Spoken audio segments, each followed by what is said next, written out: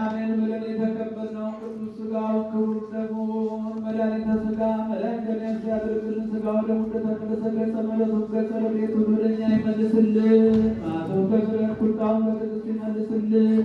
ሀገራችን ኢትዮጵያን ተዋሕዶ ሃይማኖታችንን ከፈተና ይጠብቅልን። ጻድቃንን በገዳም ሐዋርያትን በአጽናፈ ዓለም ነቢያትን በስብከት ያጸና እኛንም በሃይማኖት በምግባር በክብር ያጽናን። ደጋጎቹ በቅዱሳን በረከት ዘረዴት ያሳድርብን። ሀገራችን ኢትዮጵያን ተዋሕዶ ሃይማኖታችንን ከፈተና ይጠብቅልን። መከራውን፣ ሞቱን፣ ግጭቱን፣ ረሃቡን፣ ስደቱን፣ ጦርነቱን ከዓለማችን ከሕዝባችን ያስወግድልን። ሰላሙን ለሕዝባችን ይመልስልን። የተራሩትን፣ የተጨነቁትን፣ የተቸገሩትን በስደትና መሪር በሆነ አገዛዝ ሆነው በምርኮ ያሉትን ነገሮቻችንን በቸርነቱ ያስብልን።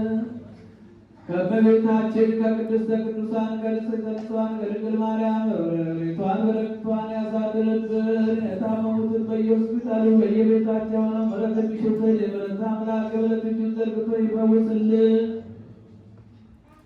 በዛሬው ዕለት መታሰቢያ የተደረገላቸው ነፍሳት አርጉቱ ገብረ ጻድቅ ወለተ ሰማዕት ወለተ ማርያም ገብረ ክርስቶስ አገረ መንግሥተ ሰማያትን ያወርስልን።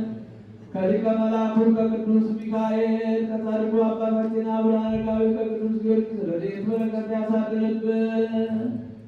አቡነ ዘበሰማያት